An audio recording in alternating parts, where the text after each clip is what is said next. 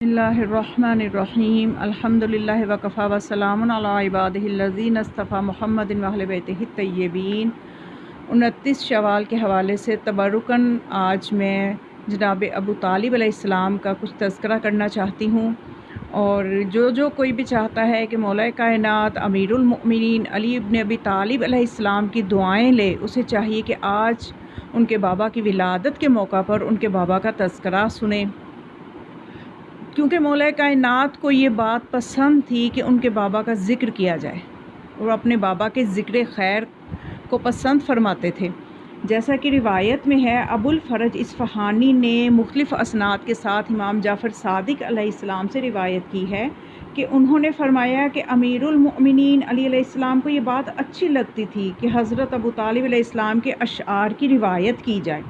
اور اسے مدون کیا جائے، اور فرمایا تم لوگ ان اشعار کو پڑھو اور اپنی اولاد کو بھی ان اشعار کی تعلیم دو، اس لیے کہ حضرت ابو طالب علیہ السلام اللہ کے دین پر تھے اور ان کے اشعار میں بے انتہا علم ہے۔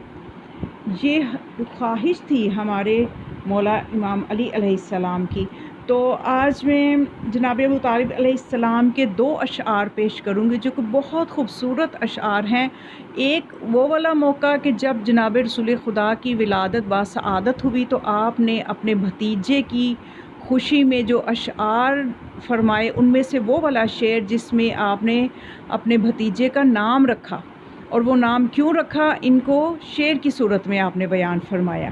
اور ایک وہ موقع کہ جب ان کے بیٹے علی ابن علی علیہ السلام کی ولادت ہوئی تو اس وقت آپ نے اپنے بیٹے کا نام علی رکھا، اور کیوں نام علی رکھا اس کی وجہ بھی آپ نے شعر کی صورت میں بیان فرمائی۔ تو پہلے وہ والا شعر آپ کی نظر کروں کہ جس میں جناب ابو طالب علیہ السلام کو جب خبر ملی اپنے بھتیجے کی ولادت کی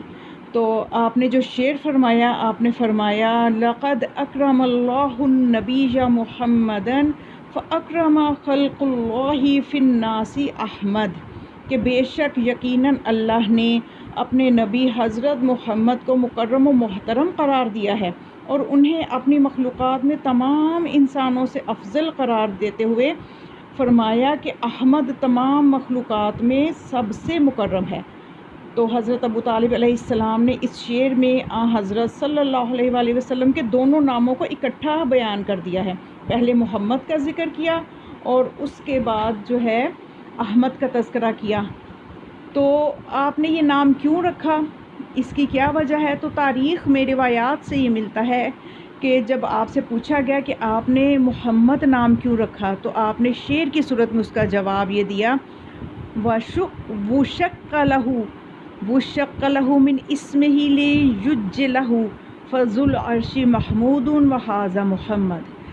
اور اللہ نے اپنے اسم مبارک سے ان کے نام کو مشتق کیا ہے تاکہ ان کی بزرگی اور عظمت ظاہر ہو جائے، لہٰذا مالک عرش بری محمود ہے، اور اس نے اسی لفظ محمود سے محمد کو نکالا ہے۔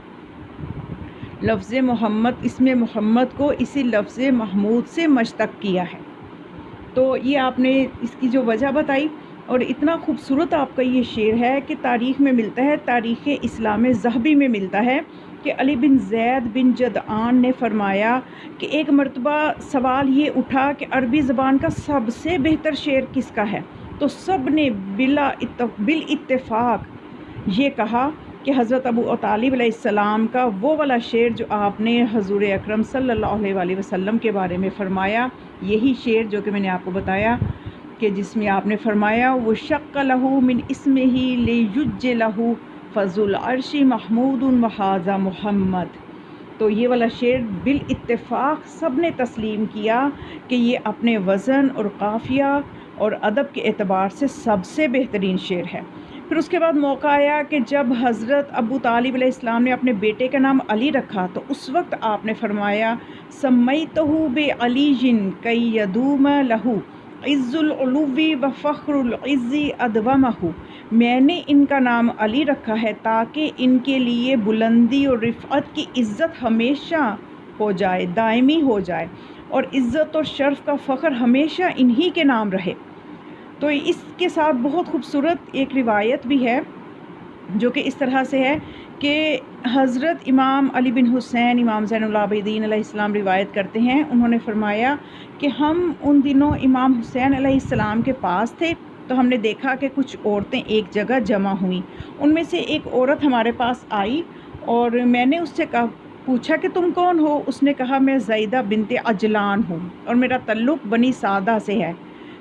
یعنی وہ اس نے اپنے قبیلے کا نام بنی سعدہ بتایا۔ تو پھر اس سے جب دریافت کیا کہ تمہارے پاس کوئی ایسی بات ہے جسے تم بیان کرنا چاہتی ہو؟ اس نے کہا ہاں، خدا کی قسم مجھ سے عمارہ بنت عبادہ نے یہ بیان کیا کہ وہ عرب کی عورتوں کے ساتھ بیٹھی ہوئی تھی کہ اس نے حضرت ابو طالب علیہ السلام کو دیکھا کہ وہ ملول اور حزین ہیں، کچھ پریشان ہیں۔ تو ان سے جب پوچھا گیا کہ آپ کیسے ہیں تو انہوں نے جواب دیا کہ فاطمہ بنت اسد درد ذہ میں مبتلا ہیں۔ پھر انہوں نے ان کا ہاتھ تھاما اور کعبہ کی طرف لے گئے اور کعبہ کے اندر داخل ہوئے، انہیں بٹھا دیا۔ پھر انہیں درد ذہ ہوا اور انہوں نے علی کرم اللہ وجہہ کو جنم دیا، ایک پاک و پاکیزہ بچہ جس سے زیادہ حسین اور وجیح بچہ میں نے کبھی نہیں دیکھا تھا۔ اس بچے کا نام علی رکھ دیا اور اس وقت حضرت ابو طالب علیہ السلام نے یہ شعر ارشاد فرمایا تھا، سمیتہ بعلی کی یدوم لہ من العلو و فخر العز ادومہ۔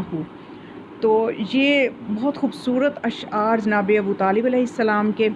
اور اگر ہم مولا کائنات کو خوش کرنا چاہتے ہیں تو آپ خود اپنی جگہ پہ یہ سوچیں کہ اگر کوئی ہمارے والدین کے لیے نیکی کرے یا انہیں کوئی ہدیہ دے تو ہمیں کتنی خوشی ہوگی۔ تو اسی طرح سے آج اگر ہم جناب ابو طالب علیہ السلام کی خدمت میں اگر ہدیتاً کچھ پیش کرنا چاہیں تو 2 رکعت نماز بھی آپ پڑھ کے اگر جناب ابو طالب علیہ السلام کی روح مقدس کو ہدیہ کر دیں، یا ایک تسبیح سورہ توحید کی پڑھ کے ہدیہ کر دیں، یا کوئی بھی ذکر، کوئی بھی نیکی جو ہے ضرور بالضرور جناب ابو طالب علیہ السلام کو ہدیہ کریں، تو یقیناً ہم مولا کائنات امیر المؤمنین علی ابن ابی طالب علیہ السلام کو خوش کریں گے۔ تو خداوند متعال ہمیں اس قابل بنائے، ہماری توفیقات حسنہ میں اضافہ فرمائے کہ ہم ان ہستیوں کو راضی کریں،